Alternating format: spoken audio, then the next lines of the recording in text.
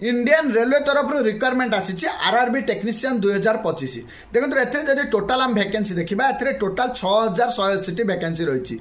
देखो grade I technician मान रही 180 वैकेंसी और ग्रेड ट्रिपल आई टेक्नीशियन मान रही 6000 वैकेंसी एथरे जदि आम क्वालिफिकेशन देखा ग्रेड ट्रिपल आई टेक्नीशियन मान क्वालिफिकेशन जदि आम देखा आप 10th सहित प्लस आईटीआई थी आवश्यक जदि आप 10th प्लस आईटीआई ना ताल आपंकर प्लस टू साइंस आप फिजिक्स और मैथमेटिक्स जो सब्जेक्ट प्लस टू अच्छी ताल अप्लाई करेंगे grade triple I technician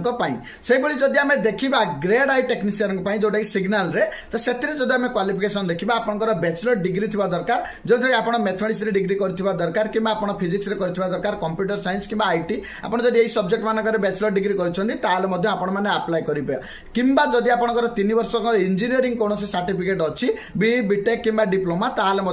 apply करेंगे ग्रेड आई टेक्नीशियन